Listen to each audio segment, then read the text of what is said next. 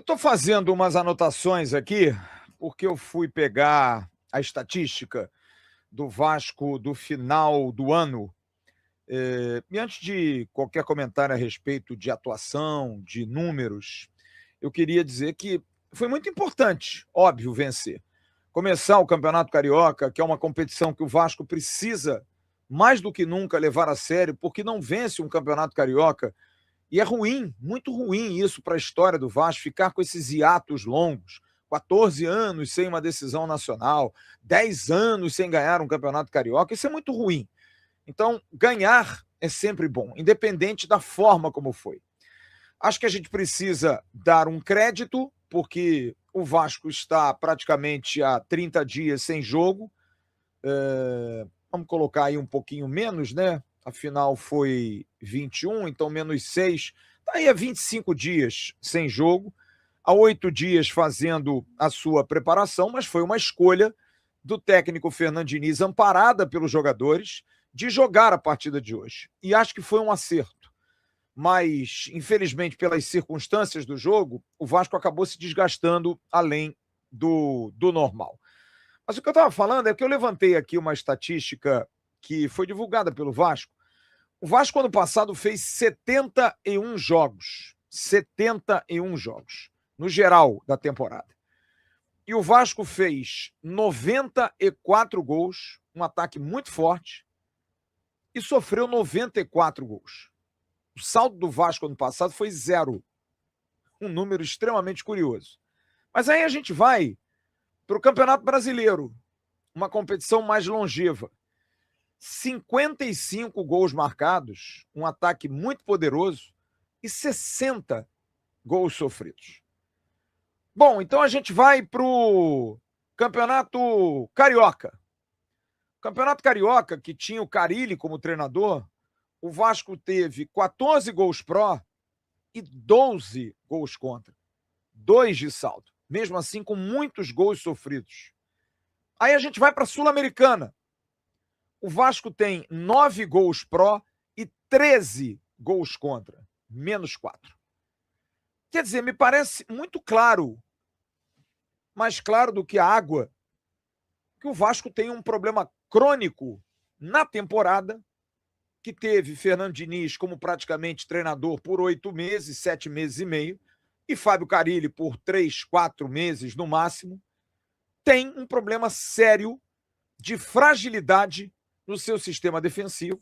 E hoje, mais uma vez, salientado pelo querido Jean Faísca no intervalo, e eu concordei, um problema psicológico muito sério, de um time que precisa urgentemente ou de mais experiência, ou de mais vivência com jogadores que controlem mais o jogo dentro de campo, ou então de alguma coisa mais profunda, de um trabalho de psicologia mais forte, porque é um time que se abala muito com momentos do jogo. E o esporte é feito de altos e baixos dentro de uma mesma partida. O Vasco ganhou do Maricá hoje e com todas essas prerrogativas de muito tempo parado, de um jogo em que os jogadores estavam voltando de férias. Mas o problema, mais uma vez, para mim é muito claro, e é um problema do técnico do Vasco, Fernando Diniz. Porque o Diniz ele fica indignado na beira do campo, e hoje, até de uma maneira menos efusiva, mas era só ver o rosto, o Fernando Diniz me pareceu possesso com os erros. Mas a culpa é sua também, Diniz.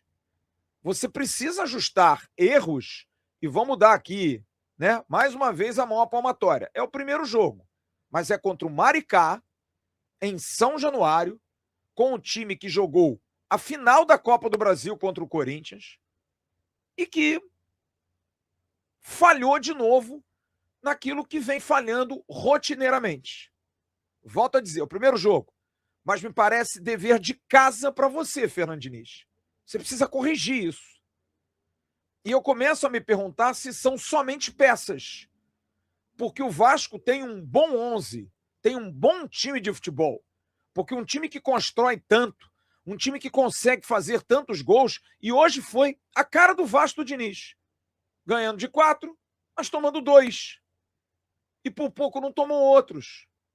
Bola passando raspando, Léo Jardim fazendo defesa, tomando sufoco no final. Porque o Maricá acreditou. Óbvio que acreditou, porque quem enfrenta o Vasco acredita sempre que possa vencer. Primeiro, por esse aspecto falho do sistema defensivo, e segundo, pelo aspecto falho mental, que vinha reclamado desde o Fábio Carille. Para quem lembra, o time precisa ter um pouco mais de equilíbrio, precisa ter menos nervosismo. Falava o Fábio Carille. E o Diniz tenta corrigir isso e não consegue. Acho que é um dever de casa para todo mundo do departamento de futebol do Vasco, que está fazendo um trabalho muito bom desde julho do ano passado. O departamento de futebol do Vasco amadureceu. O Vasco tem feito contratações ótimas, tem feito contratações pontuais. Todos os jogadores sabem jogar futebol. Volto a dizer, o Vasco tem um bom 11, tem bons jogadores de futebol, jogadores de qualidade, tem um ótimo time. O Andrés Gomes é um achado, ótimo jogador. Thiago Mendes está aí mostrando toda a sua qualidade, como cresceu o menino Cauã Barros. O Cuesta é um zagueiro tecnicamente bom. O Robert Renan é um zagueiro tecnicamente bom. Nós temos um lateral direito que está numa fase ruim, mas é um lateral que foi convocado para a seleção em outubro do ano passado. Nós temos um goleiro como o Léo Jardim, goleiro que foi de seleção brasileira, um dos melhores goleiros do país. Nós temos um meia mundialista, que é o Felipe Coutinho. Nós temos uma joia de 50 milhões de euros, a multa é 80, que é o Ryan. Nós temos um jogador que hoje foi elogiado pelo técnico da seleção portuguesa, que é o Nuno Moreira. Nós temos o artilheiro do futebol brasileiro no banco de reservas, que é o Pablo Verrete. Então a gente tem bons jogadores no elenco, que precisa ser mais qualificado, precisa melhorar mais, mas passa pelo trabalho do técnico arrumar esse time. Porque não dá para o Vasco tomar 2 gols do Maricá, não dá para o Vasco perder um jogador como o Lucas Piton, que se viu encaixotado porque a defesa não abriu. Tudo bem, eu acho que ele sofreu falta no lance, mas tudo bem, a defesa não se posicionou, não deu opção. Não dá para o Vasco tomar um primeiro gol tão tolo, não atacando a bola, cabeceando a bola para o meio da área e os defensores olhando. Não dá. São erros iguais, os mesmos. É um time que tem vícios. Tem um ótimo vício de fazer gols, mas tem um péssimo vício de tomar gols. E isso precisa ser corrigido, cara. Isso é muito sério. Porque está no equilíbrio. O Vasco hoje tomou 4, fez 2 e conseguiu, fez 4 e tomou 2. Está na média de muitos gols feitos e muitos gols tomados. E aí? Porque a gente não pode falar do Flamengo que perdeu de 2 porque jogou com o sub-20. O Fluminense sofreu para ganhar do Madureira, mas jogou com um time misto. O Botafogo eu não vi o jogo hoje, mas ganhou 2-0. O Vasco jogou com seu time principal. O melhor que o Vasco tem entrou em campo hoje. Mas volto a dizer, foi o primeiro jogo, ok. Então, essa recorrente, essa permanente mania de errar no sistema defensivo, em coisas básicas, por posicionamento, novamente dos zagueiros muito abertos, o erro da cobertura dos volantes. Enfim, isso é muito ruim. Essa insegurança de sair de trás, essa insegurança de bolas. Hoje o Vasco tomou um gol de bola aérea de novo, no escanteio, cruzado direto. O Vasco não consegue cortar bolas aéreas, tem uma dificuldade grande em relação a isso. Então é legal que é um primeiro jogo que você vai anotando. Aproveita aí a vírgulazinha da Nike, coloca lá, aconteceu isso de errado, aconteceu isso de errado, anotado, Paulo Henrique precisa melhorar, o que está acontecendo com o Paulo Henrique, que não consegue fazer uma jogada individual hoje, fez uma no segundo tempo, eu falei, meu Deus, agora voltou o Paulo Henrique. É o Lucas Piton novamente errando no sistema defensivo, é o Robert Renan inseguro na saída de bola, errando passes, é o Cuesta no mano a mano não conseguindo ganhar do adversário. Então, a gente tem os mesmos erros. Agora, para não dizer que é tudo errado, tem coisas boas, me parecem claras. Primeiro, um momento espetacular do Ryan. Ryan merece uma convocação para a seleção brasileira.